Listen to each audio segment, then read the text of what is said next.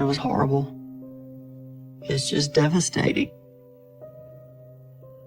Our lives changed. I just grabbed the kids and I held them. They kept asking me, "Why are you crying?" And I told them a friend of mine had passed away. He's gone to heaven. But police found the car and most of Sister Philomena Fogarty's body underneath this covering early Wednesday morning. Her head, hands, and feet had been cut off. God's going to take care of him. God's the judgment.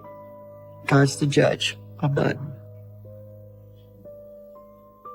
I pray Almighty God and Father that no one else in this world is hurt.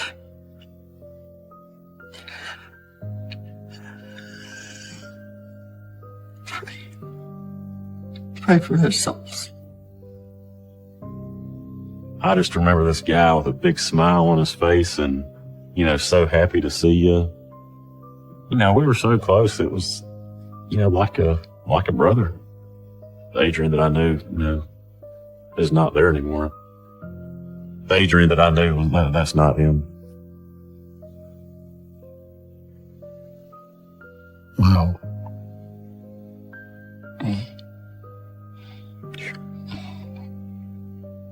I don't believe Adrian is evil. I think something flipped with him for him to shoot someone 16 times. It was a kind of madness. I think it was a kind of madness that resulted in Henry's death. We found several holes around the skull and several more holes in the chest area. This is considered overkill. It was the worst thing I've ever seen. No matter what you do as far as this job, there's things out there that you're never prepared for. I've been told you take that feeling, that anger, that bitterment, and you put it in a box. I'm not opening the box unless I have to.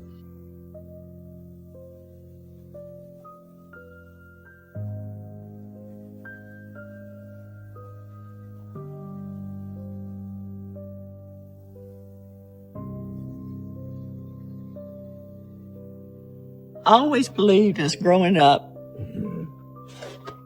there's always a reason. God always has a reason.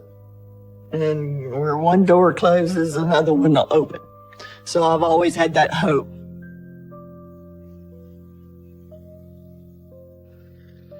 I'm not to question God and his actions.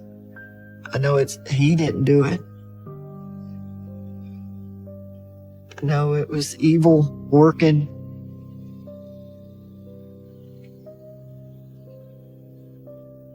The Robinson family lived about 2/10 of a mile from my house. Adrian wrestled with my son in middle school and high school, and would all come over. The last time I saw Adrian is about a couple of weeks beforehand. The Adrian I saw that day, he was there wanting to be there, having fun and playing. Watching Adrian out there being a normal boy, would have ever thought that he could have endangered anybody's life.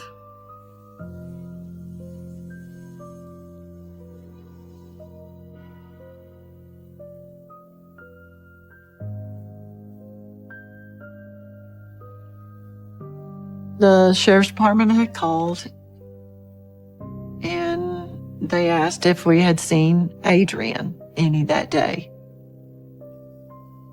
Of course, told them no. Our thoughts were going, okay, something's gone wrong with Adrian. Everybody's trying to search for Adrian. Something's happened to Adrian. Not that Adrian has done something. Never dreamed of him hurting someone. You never would have thought that that would have happened. Poor Adrian. Just pray for him. That's all I can do.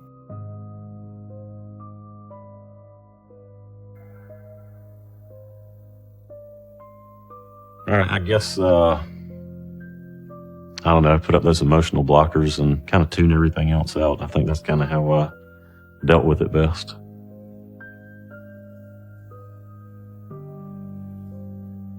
I can be very uncomfortable talking about him. Just, we were so close. It was, like a brother. Yeah. So this picture is the Adrian that I knew. All these wrestlers, everybody's looking, kind of serious. You got that macho man. And then over here you have little lanky Adrian who's winking at the cameraman taking the picture. That's the Adrian that I like to remember. Okay, then. Say hey to all the folks at home. Mike, you kill me. Hey, Mike. Let me kill him. I never saw Adrian with any kind of struggle.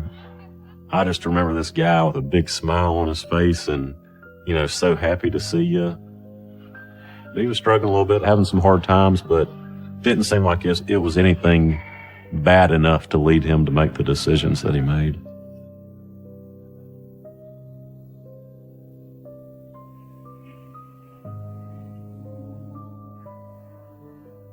This particular case was gruesome. Living in Harris County and Hamilton, this doesn't happen. This never happens.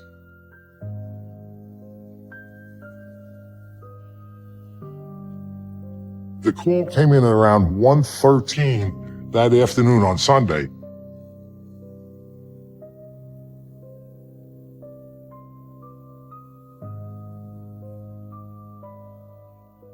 The reason this all transpired as far as the phone calls to 911 was Adrian's uncle would normally stop by the house to visit his brother, Henry Robinson, and see how things are going on a regular basis. Adrian answers the door. The uncle says, "Hi, I'm stopping by to see how things are going, with my brother." And the uncle could see that something was wrong here as far as the situation, the expression on Adrian's face, which scared him.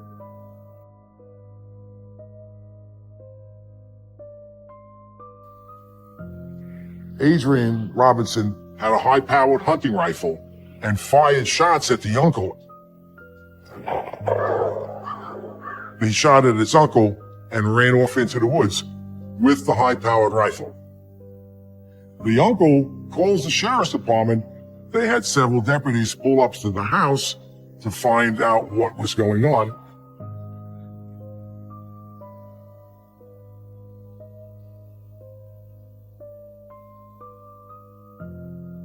They didn't know at the time what they would find inside the house.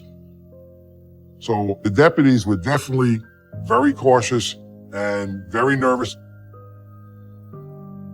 Upon going into the house, off to the left was the area where the initial crime happened. The blood that we saw on the floor was probably larger than, say, a garbage can cover. When someone loses that amount of blood, obviously they're unconscious, their heart is beating, and the blood is being put out of the body onto the ground. This particular situation, there was the blood there, but there was no body. And we needed to locate the body. When you walk down to the hallway, in another room was this makeshift tub. That's where we found Mr. Robinson, submerged in a tub in the back of the home, filled with water with him floating in it. The water was bloody, but you could see his knees were sticking out at the time.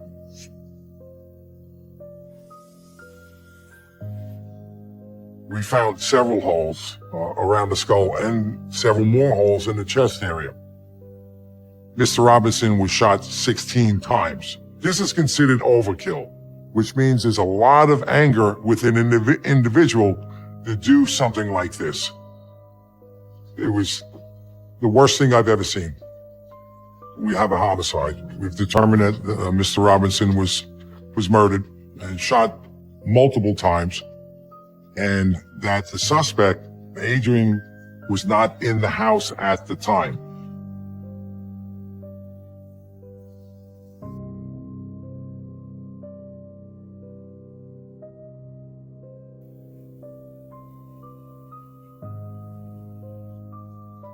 The big problem that was there was Adrian's house backed up to a piece of property that was 500 acres of wooded land.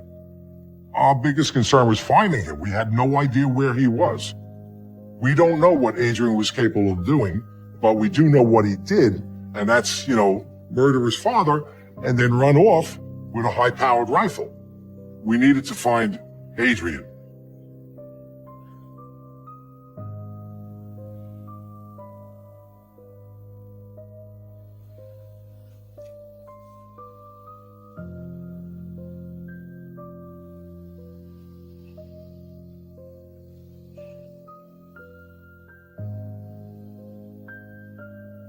Wow.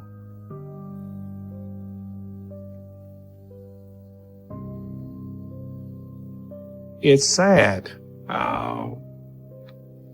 And when you look at this picture of Henry, if you didn't know Henry, you would think this was a sad expression, but that's just the way he was. He was, in a sense, unemotional, just easygoing.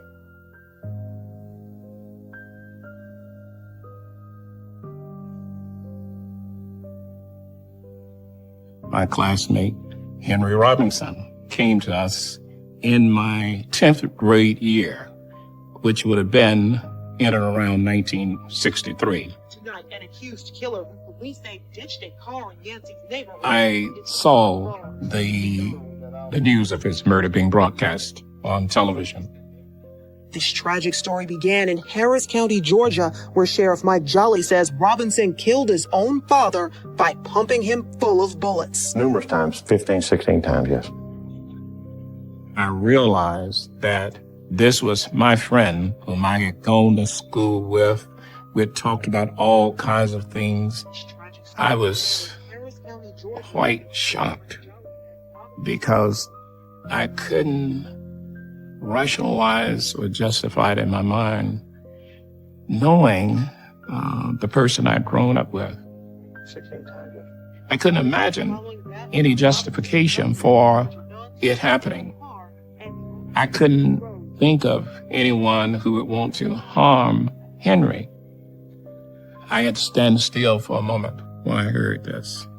And the first thing I wanted to do was to get down to his hometown and to see what had happened, and that's what I did.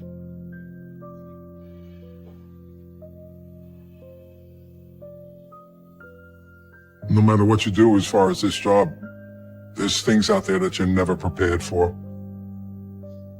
This particular case, this haunting. The only thing that I could think of, this whole event was pure evil.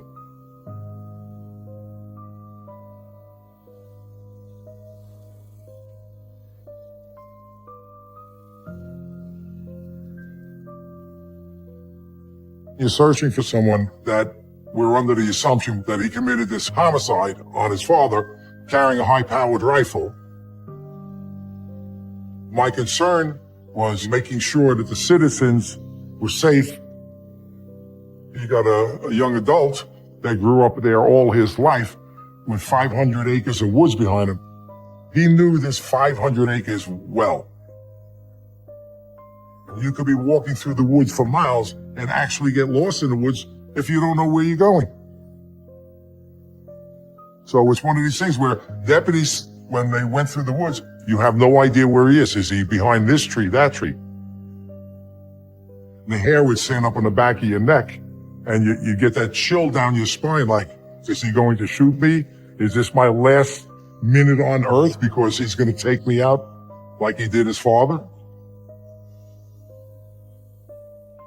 After 2 days of looking, it was determined that Mr. Robinson wasn't there.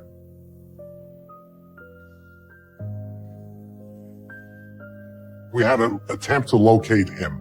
So what you do is you put out an all points bulletin, a bolo, be on the lookout for this particular individual, wanted in questioning of a homicide. We did contact the media, newspapers, put out these bolos to different agencies within the county and the county surrounding Harris County.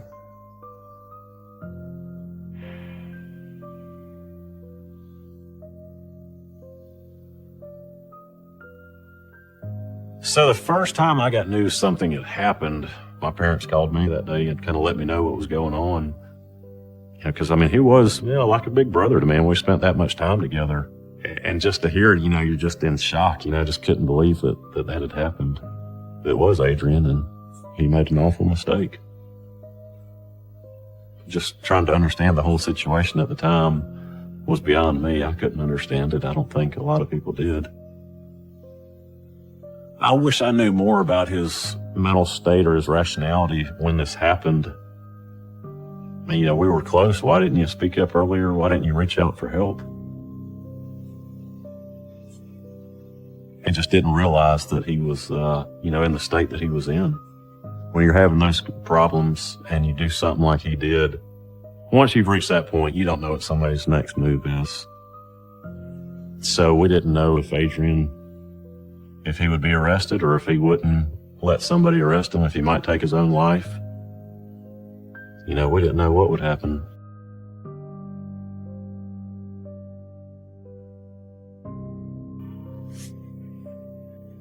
Here it is, you got a young individual, a good-looking, strapping young man, 21, 22 years old, who did well in high school, was also the state wrestling champion for his weight level for the state of Georgia, and appeared to have a good life in front of him. What happened with your father? What brought you to that level of anger that you would shoot him 16 times and dispose of the body? You had such a good life in front of you.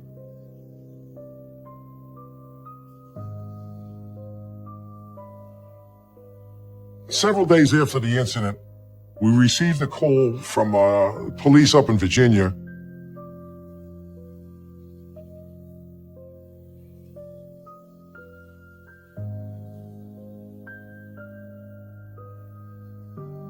Sister Lucy and Sister Philomena had been kidnapped by Adrian Robinson, taken by knife point. We weren't aware of any nuns, Catholic nuns, missing from Christ the King Catholic Church. We had no idea that they weren't there. It appears that Adrian went through the 500 acres, then went across the street to the church and the building where the nuns stayed. And he's familiar with them. He knows them well. And he knows Sister Philomena because she's dealt with him before, and Sister Lucy. He knows that he committed a crime and everything else. And he wasn't going to run on his own. He needed some type of leverage. He needed a vehicle. He needed some hostages. He needed money. Well, Sister Philomena and Sister Lucy, they had everything. They were the perfect hostages.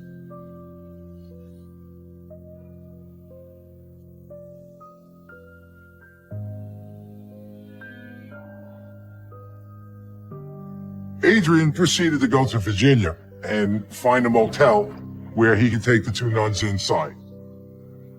His intentions were the same intentions that he had with his father. He decided he's going to commit another crime and kill both nuns. He tied Sister Lucy to the bed. He then took Sister Philomena into the bathroom and placed her in the tub. He then proceeded to take Sister Philomena and he was going to cut her head off. But before he did that, she looked at him and her last words to Adrian Robinson was, "I forgive you." I knew Sister Philomena well because all the different programs that I used to do in Harris County and Hamilton, there was no reason for this. No reason to take someone else's life.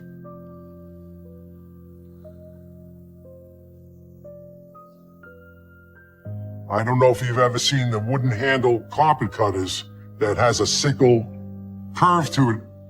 He took that and ran it across her throat and proceeded to kill her.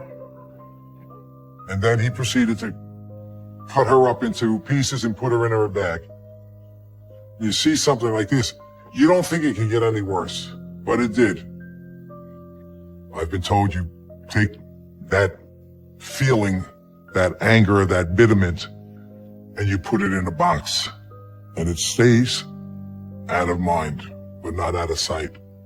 This box has been pushed in the corner, and it's a memory that will be with me, but I'm not opening the box unless I have to.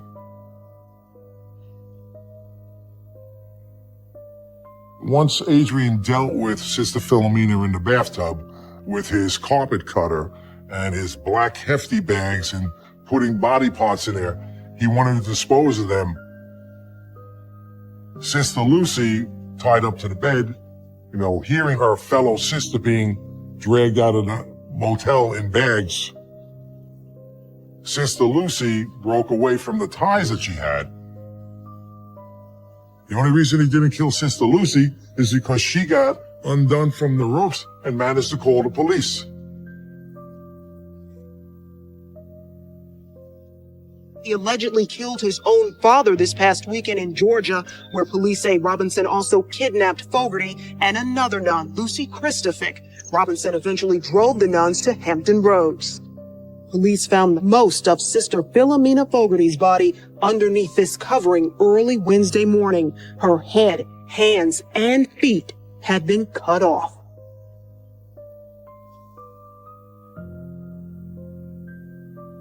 I heard Sister Lucy got away, and then I found out that they had found Sister Philomena. It was horrible.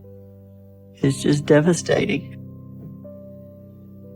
Our lives changed, our church. And that's when I just couldn't, I just grabbed the kids and I held them. And they kept asking me, why are you crying? And I told them a friend of mine had passed away. He's gone to heaven. And it makes me very sad because I will miss her. I miss her. We all miss her. We all miss her. It was awful what happened to her. No one should go through that. No one in this world should go through that. And we definitely miss her. It's like a deep hole. It's very, like today, it's hard. It's hard, but as a community, we pull together. As a church, family, you pull together. Every little light that she put in the community, everything that she did good, shined on that person to make that person better. And they think about her, and that's what keeps her alive, is the great memory of her. I think of her as an angel, an angel that's watching over us, and she's where she wants to be with God. And I believe that she's there.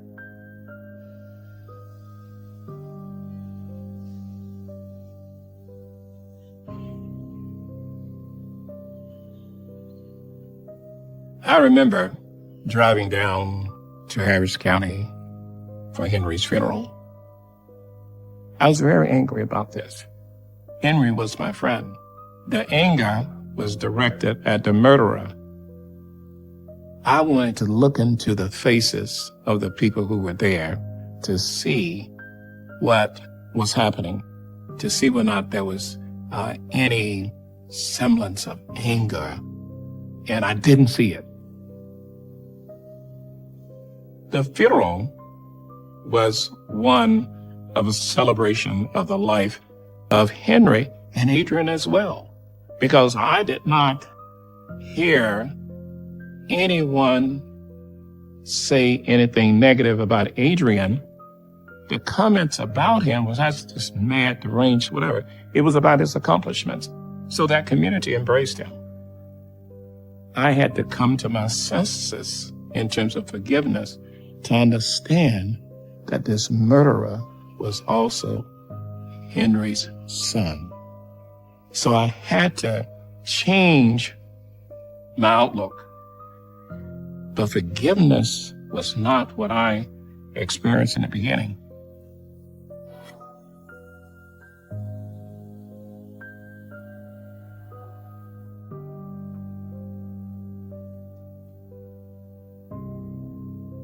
You can imagine what was going through their minds during the car ride away. Just that a young man's got problems, is distraught.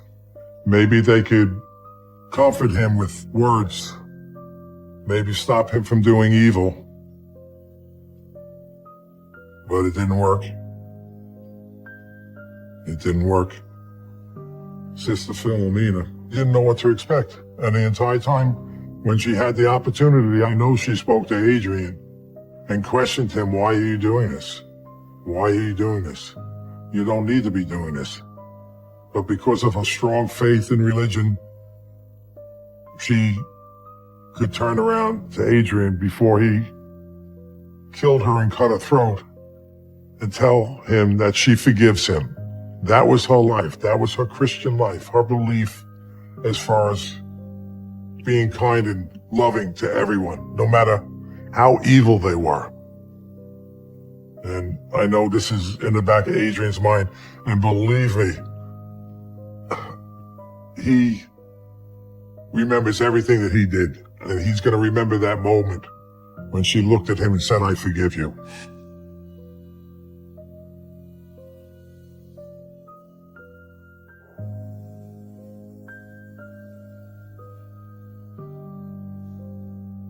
Lucy, because she contacted the police and said, listen, this is a description of my vehicle, my tag number.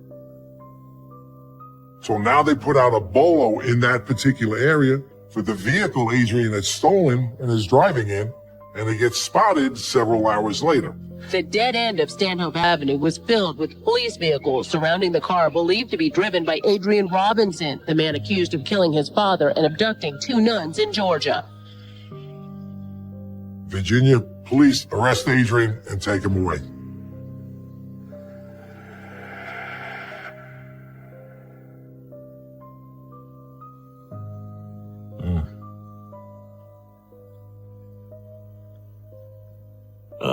Those video just brings back, I guess the memories when we found out everything first happened, and, which led to all the questions. And then you're asking yourself, why did he do everything? I knew Sister Philomena. It was a, very small community. Everybody knew everybody. Some of the facts come out and you realize what's happening, and, then we knew he had, made this awful choice and awful mistake, and something he'd have to live with for the rest of his life. And, unfortunately, we couldn't help him at that point. Hey, Mike. Trying to get low. Been around him my whole life, been a great guy. He'd helped us, we'd helped him. And at this point, there's nothing you could do for the guy. He's a different person now. He's not the same person. The Adrian that I knew, is not there anymore. It's just, the Adrian that I knew that's not him.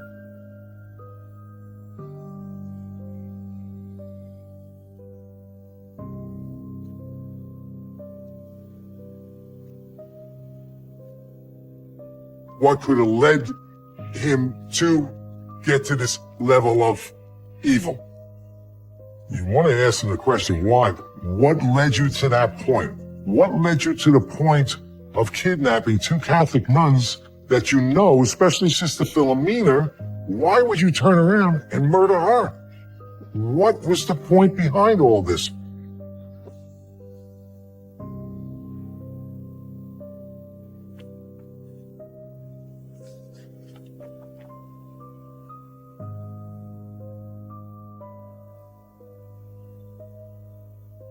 That's a relief picture. A relief that this animal, this monster, is in the backseat of a patrol vehicle in custody. That's what I see here. And he's got his eyes closed like he's resting and probably thinking to himself, that's it, it's all over with, I don't have to run anymore.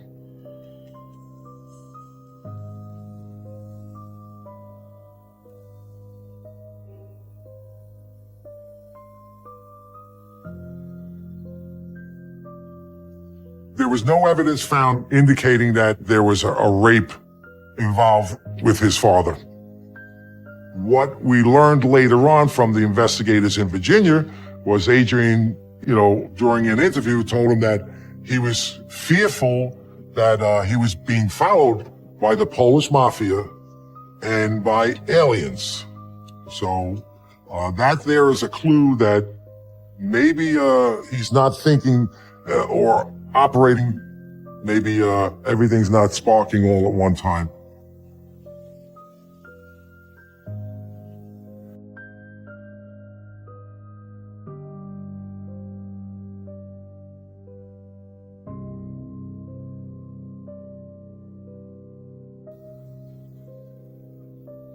Adrian knew exactly what he was doing in all his actions, as far as, murdering his father, shooting him 16 times, going to the Nuns' house, kidnapping the nuns, and leaving the state of Georgia, where he then went up to Virginia and booked a motel where he was going to complete his crime spree, so to speak. This was something that he knew exactly what he was doing on how to stay out of the public eye and avoid law enforcement.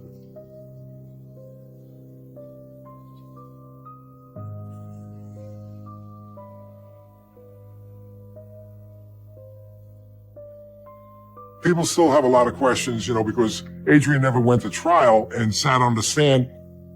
Questions couldn't be answered. So many things could have been asked him by the prosecuting attorney, why, who, what, where, when, how, and got an insight onto why he did these horrific crimes and the evil that he had inside him.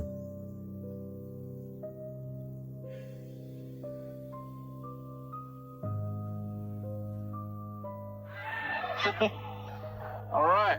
My dad was a wrestling coach. Well, I think my dad's relationship with Adrian was like a second dad to him. New state champ.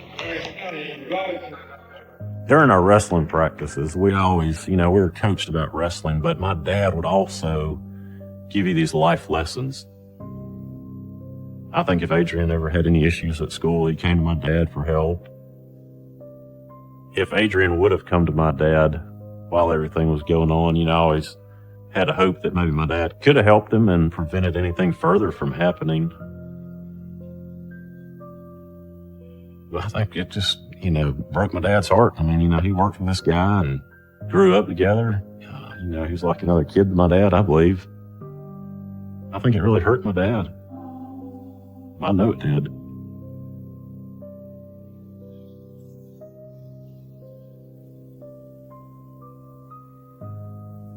He could have done it so many different ways. He could have left them alone. He could have taken their car and just gone. He could have just, so many scenarios that could have happened that day that Sister Lucy and Sister Philomena wouldn't have gone through all that. I had a hard time with it.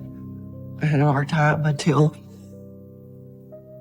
one night I wasn't sleeping well. And then I could hear Sister Philomena. She'd snap her fingers and tell us what we need to do, or direction. She'd get our attention. And I heard that clicking. I saw a beautiful light, beautiful, bright, glowing white light. And she reached out and she touched my face. And she said, everything's going to be all right. Everything's okay. And from that moment on, she was where she wanted to be with God.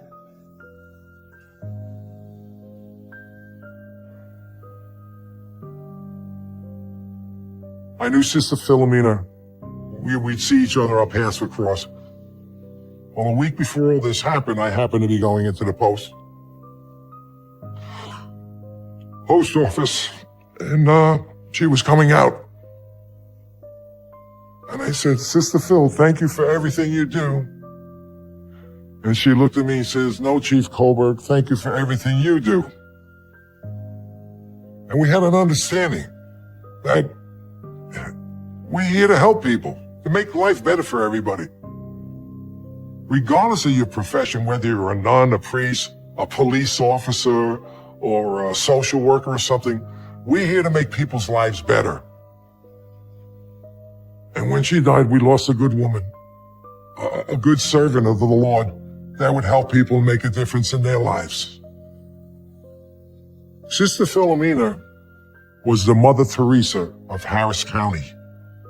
That's the way she was. She helped everybody out. She didn't care about herself. She just cared about other people. And she was taken away from everybody. So many lives, so many hearts she touched. And it's all gone because of this animal.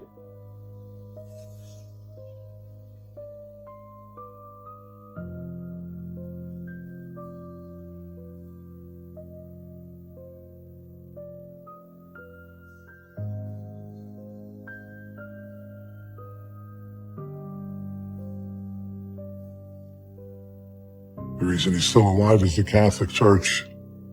As long as he cooperated, they didn't want him to see the death penalty. And he did. He cooperated. As far as justice, there's no justice for Sister Philomena. Because of my faith, I'm asked to forgive. I don't understand it sometimes. I don't understand how you can forgive someone like that has taken such a wonderful person from this world. I'll have to answer to that someday, but right now, in my heart, I can't forgive him for what he's done.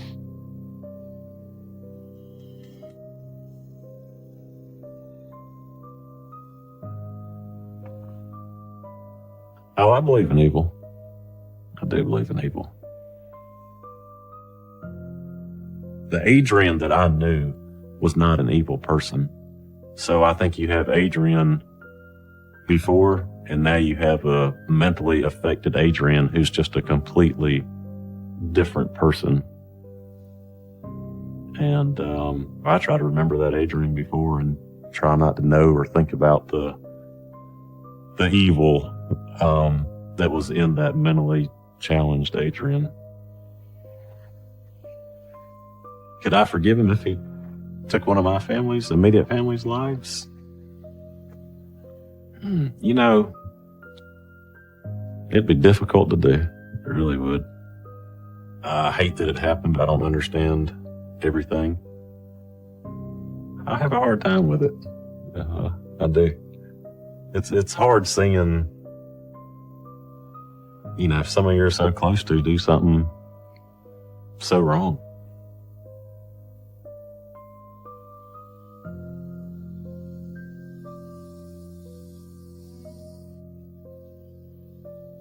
Wow.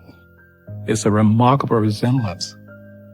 I look at this and you just can't fathom what the circumstances were that led up to this boy taking his father's life. I don't believe Adrian is evil. I think something flipped with him for him to shoot someone 16 times. It was a kind of madness. I think it was a kind of madness that resulted in Henry's death. I mean, it's sad to know that a person you contribute to birth them can end up actually taking your life. This is a sad commentary for Henry, a sad commentary. And it's sadder for Adrian because he's never going to get out of prison. So 2 lives were lost, resulting in a family never being the same, never feeling whole again at all.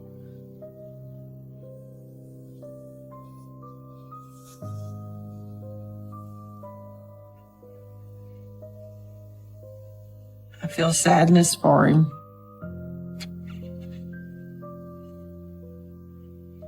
I see confusion.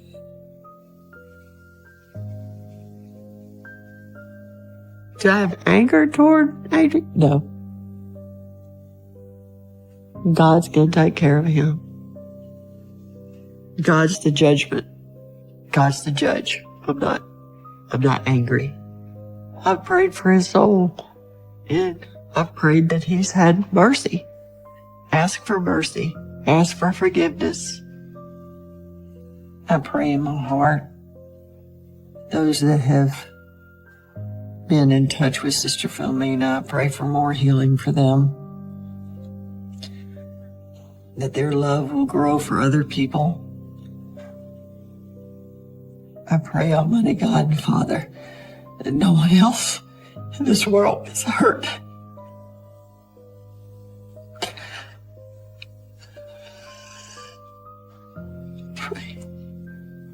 Pray for their souls, for the dearly departed. Thank you, Almighty God and Father. Amen.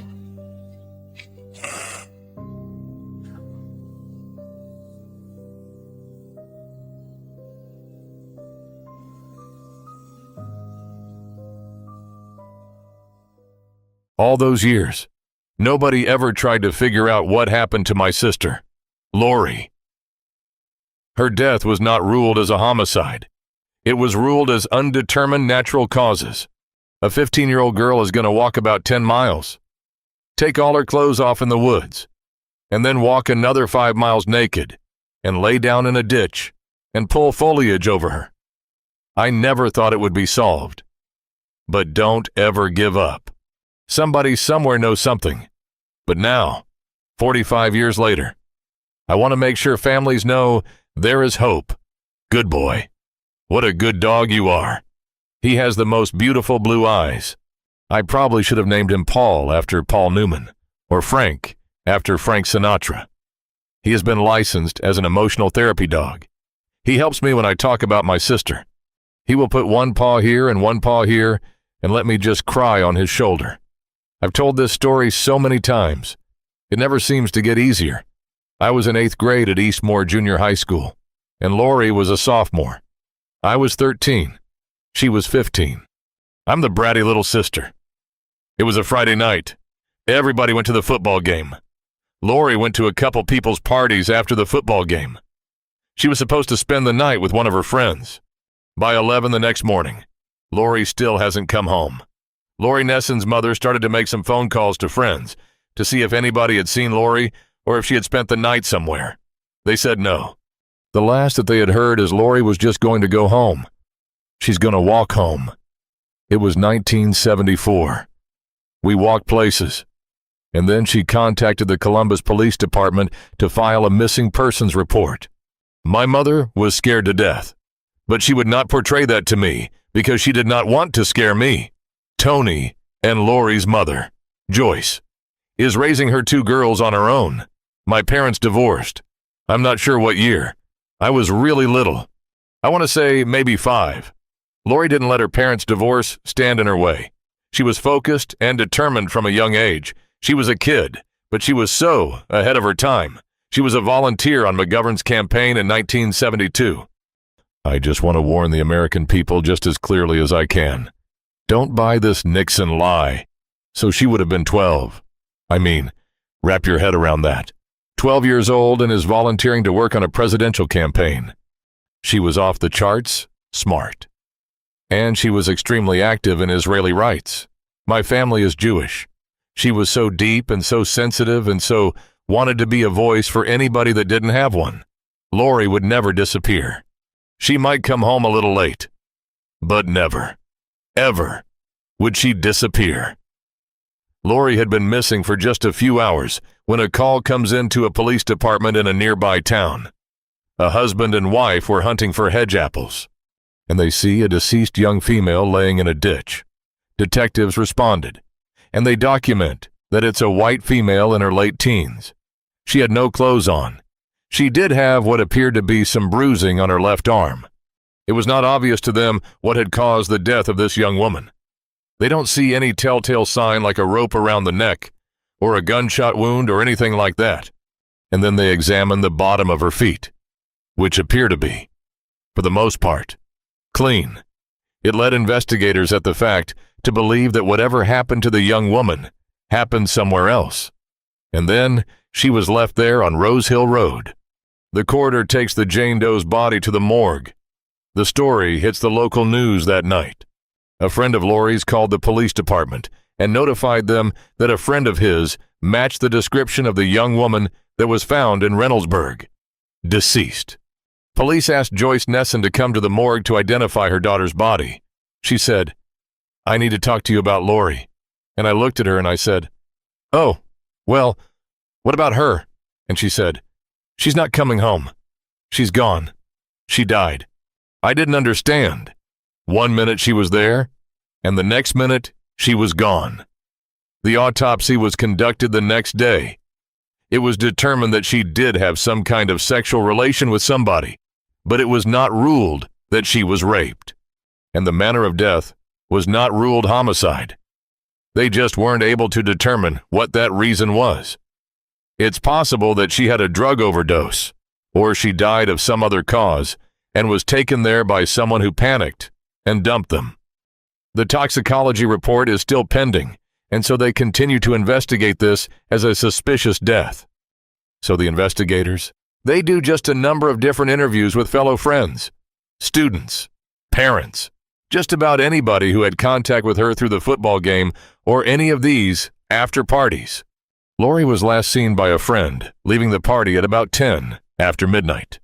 And then again, within a few minutes after that.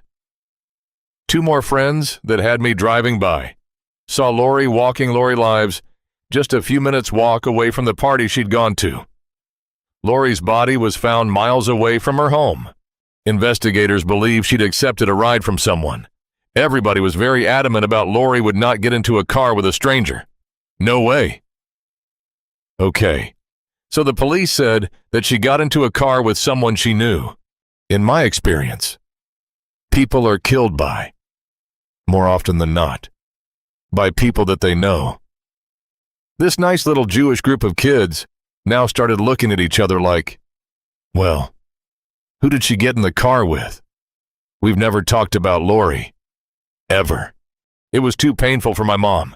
I truly 100% believe that if Lori would have been an only child, I do not believe my mom would have survived it. She had me, so she still had to go on. Lori's murder dominates the local news, and that leads to tips. One of those tips stands out above the rest. They receive a call from a woman named Donna Upp, who worked at Mount Carmelis Hospital and had been on her way to work at around 5:45 in the morning. And she says, "I recall seeing a girl dressed in similar clothing to what Lori Nesson was wearing when she went missing." She also reports that she saw a small red-colored car that was pulled off in a lane that to locals was called Lover's Lane. So they did focus on people that had access to their red car. Scott Richards drove a red Mustang. Lori and Scott were like super close, like best friends. And he lived on the same street as us. Scott Richards was around 16. He hosted the after party at his parents' house that she first went to after the football game. He was in her circle of friends and acquaintances. But her friends said he was strange, and we think he could do something like that. It wasn't just like one person. And the more information you get on somebody, and the more people are telling you the same thing, that information carries more weight than others. So police acted on that. They went and interviewed Scott Richards as the suspect. He's able, through his parents and himself, to account for his whereabouts and the time frame from the after party to when she's found dead. So even though there may be some lingering doubts, there's no Ring door camera video, and there's no cell phone GPS thing. So they can't even really go out and verify someone's story. They have to take it at face value. Reynoldsburg police actually got a phone call that somebody had found shoes on the side of the road in Gahanna, which is a neighboring suburb. And then another report came in that the sweater and the jeans were found. The clothing was located approximately 3 miles from where Lori's body was found. Lori's clothes and shoes are strewn along the right side of the road. It would be logical to draw the idea that there were perhaps 2 people in the car when that clothing was thrown out. Someone's driving, and then someone's in the passenger side from where the clothing went out the window. Earlier in investigation, the investigators came across information that Lori's mom had filed a report back in August of 1973. According to the report, Lori, who was 14 at the time, was leaving school when a man tried to lure her into his car. She escaped, ran home, and told her mother what happened. An officer puts 2 and 2 together and says, "I think I know who this is," because this is somebody that they had dealt with. His name was Eugene Gouet. He was known to operate in that area on the east side of Columbus, and he would try and lure girls into his car. Mr. Gouet was followed to a bar where it was noted that Mr. Gouet had what looked like to be maybe like an infected laceration on his head or his face, and that he could have been injured in a struggle if Lori was fighting for her life. And they decide, hey, we should probably talk to this guy. He's very non-committal on his whereabouts around the time frame of the crime. Nothing that they're able to confirm. He doesn't have an alibi. They actually have a photograph of her, and they show it to him. Not only does he recognize her, he makes a comment about, yeah, I didn't like her because she had braces. And so that raises some of the red flags for the investigators that this is somebody that we should really zero in on. Eugene Gouet absolutely denied being involved with Lori's death. They offered him a holograph, and he agreed to that. The investigators receive a phone message from the attorney that now represents Eugene Gouet, who says that he will not be taking the polygraph. They do get permission via consent to search his vehicle in the hopes that they might find something that would link Eugene Gouet to Lori Nesson, and they don't come up with any evidence. Once he retains an attorney, there really isn't anything left for them to do. The toxicology results came back from Lori's autopsy, and there was no drugs or no alcohol in her blood. Once they receive the final coroner's report, it's not ruled as a homicide. It's ruled as an accidental death from unknown origin. There's more questions than answers. You didn't have to be some kind of brain to look at the circumstances surrounding her death and where her clothes were and where her body was in relation to where we lived. How anybody could rule that as anything but a homicide is beyond me. The accidental death ruling means the end of the investigation. Lori's case goes as cold as Ohio's icy winter winds. Her family tries to pick up the pieces. Joyce wants to make sure Tony can lead a normal life. My mom made me go back to school. She got me involved in riding horses. I played sports and got good grades and a boyfriend. My mom was always a very, very vivacious person that loved to entertain, loved to go to parties, loved to dance. And then it all stopped. She went to work, and she came home. There was always something missing, and it was Lori. I always wondered, who took my sister from me? At some point. There's got to be some kind of answer somewhere, but I didn't know where to go or how to get it. I came across the case August of 2019 while looking through the file room. That's what piqued my curiosity. Is the death certificate did not list a manner of death as homicide. It was listed as undetermined, though he's not a detective. Patrol Officer Craig Bradford spends his free time re-examining local cold cases. When Lori went missing, she was the same age as my daughter was. She was 15 years old, and I couldn't imagine going through the next 46 years with no answers. Officer Bradford gets permission from the deputy chief to investigate the case on his own time. He gathers the case files and pores over the autopsy photos. There were some injuries that were not listed. Some trauma may have been behind a left ear. But my aha moment was there was one photograph in particular of a detective that lifted up Lori's upper lip. And there was a lot of damage, which was consistent with possibly being rubbed against the top braces that Lori had. So someone could have been mashing her mouth down to try to keep her quiet. This was a clear, obvious homicide. I never thought it would be solved, because how could it be? It wasn't even ruled a homicide. All those years, Nobody ever cared about what happened to her until Craig Bradford. I contacted Tony. I felt she deserved answers. Her family deserved answers. And I felt that we had an opportunity now to do this, to do it right. He said, "Well, I don't want to reopen an old wound, but I would like to talk to you about your sister." And literally, the minute he said that, it was like somebody punched me in the stomach. So the first thing that I said to Craig, when I finally could catch my breath, was, "You can't reopen something that was never closed." Before Bradford can move forward, he has to convince the coroner that Lori's death wasn't accidental and that she was murdered. The county coroner and some of the other physicians would have to sit down and review all the aspects of the case before the elected coroner would sign off on it. In September of 2020, after 5 months of deliberation, the coroner's office comes back with a decision. Had been overturned from undetermined to homicide of violence. Craig got her case reopened, and for the first time in 45 years, I felt that somebody actually cared about Lori, and so it was extremely emotional for me. And I mean, just look at can you see my hand? Just thinking about that. That was extremely satisfying, but we still had an uphill battle on our hands because we still had an investigation to conduct. The two main people that had been looked at the time, Eugene Guay and a friend of Lori's, Scott Richard, had both passed away several years ago. Detectives hope new forensic technology will give them a solid lead.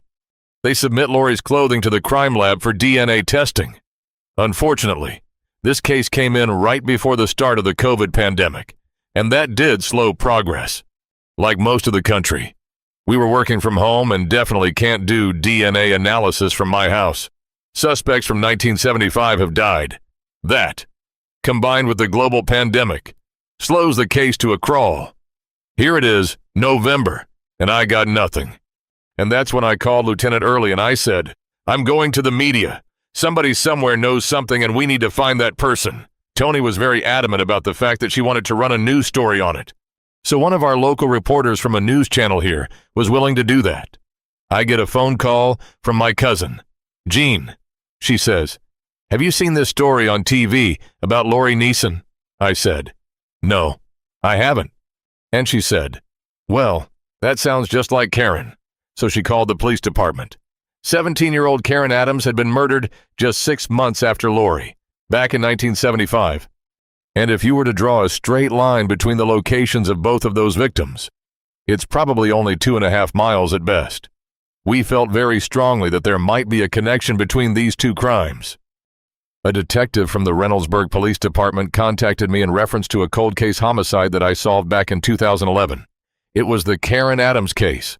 At the time of her murder, Karen Adams lived just 10 minutes from Lori Neeson, the night she was killed.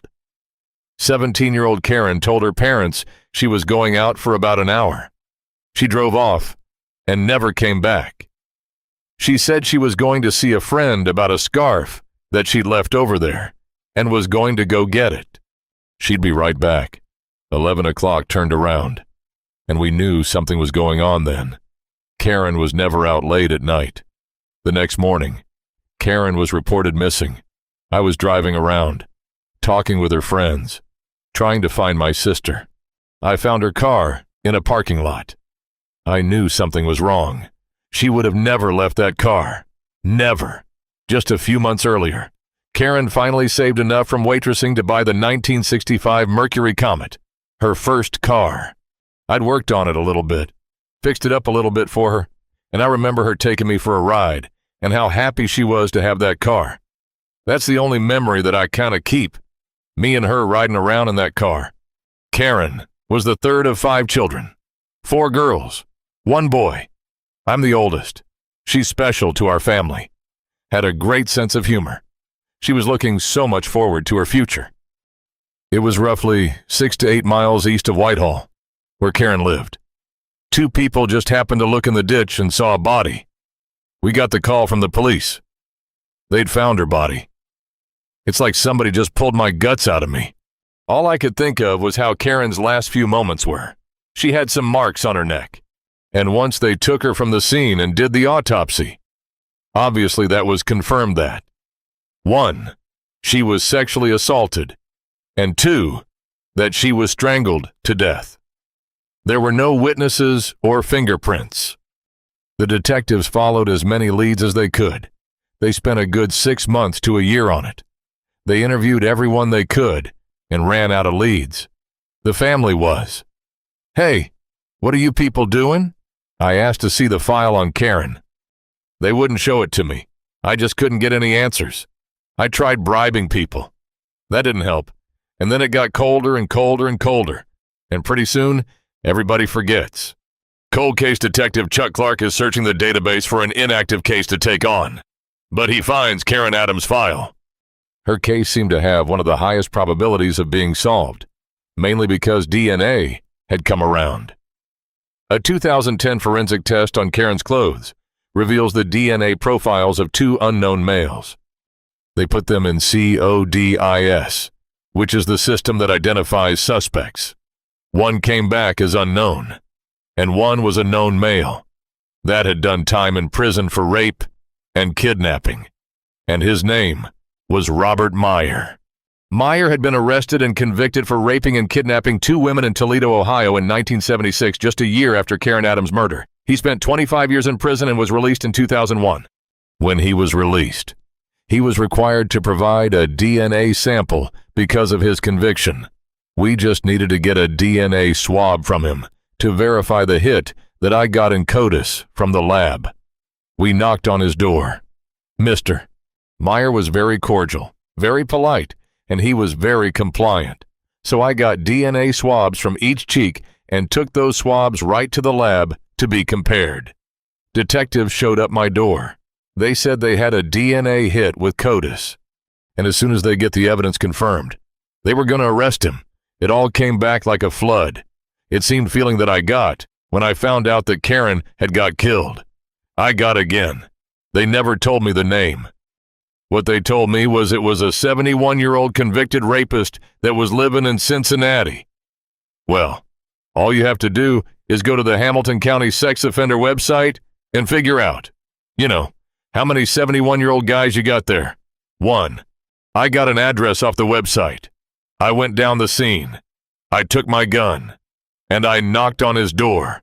I kept thinking about my sister's last moments and how bad I wanted to hurt Robert Meyer. I had the gun in my pocket. He opened the door. "What do you want?" Inside my head was ringing like I was going to blow up. I stood within 2 feet of him, and I didn't see his face. I seen my mother's face. I just couldn't do it. He doesn't deserve that much attention. There's no way I could kill that man and put my mother through more heartache over this. I just turned around and walked away. As soon as we got the confirmation, DNA, I had Mr. Meyer's transported to the Cincinnati Police Department, Detective Bureau, where I conducted an interview. Did you know of a female by the name of Karen Adams? Does that ring a bell with you at all or anything? Karen Adams? Sure don't. I got the feeling that he actually didn't remember. I think it would have been possible. Who knows how many other crimes he committed against women? How could you explain to me that I have DNA evidence that you sexually assaulted this girl that I'm speaking with you in reference to? I have no idea. They arrested him. He pleads guilty to murder. He was convicted, sentenced, 25 years in life. He died 4 years later. Meyer's arrest and death brings some closure to the case. But the identity of Karen's other attacker is still a mystery. I discovered that he had an accomplice in Toledo. That person's name was Charles Weber.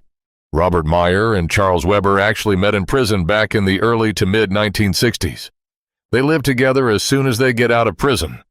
And one of them's out of prison not 2 weeks. And we have Lori Nelson show up dead.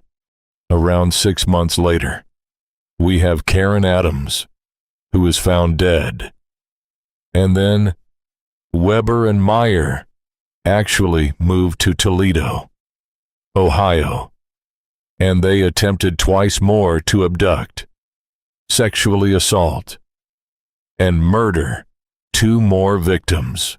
Charles Weber went to prison until 1989, and he was released, and he died 3 years later.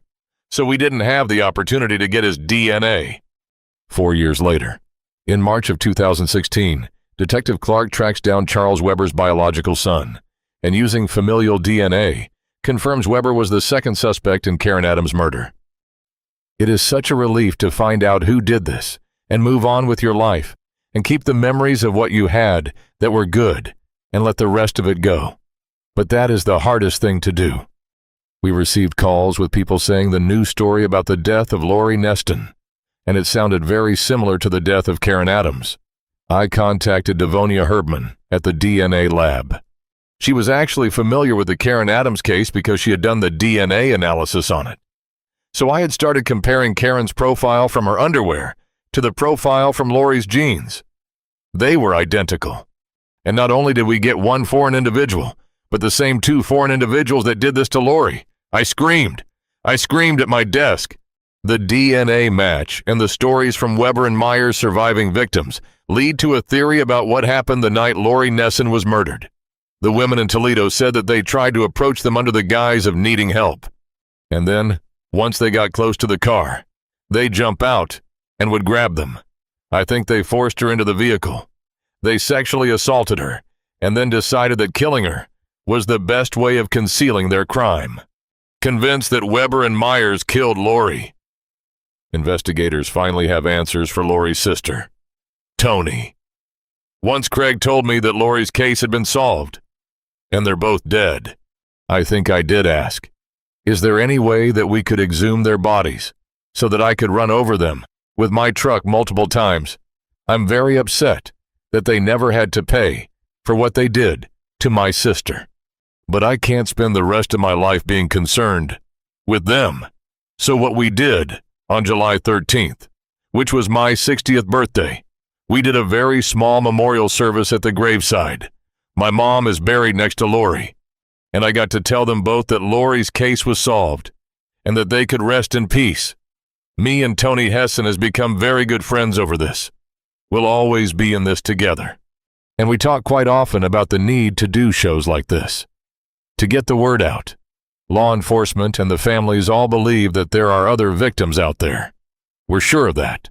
If you know of anybody that sounds like this story, contact your local authorities. I want to make sure that these families out there and friends don't ever give up. Don't ever give up. There's always some sort of hope.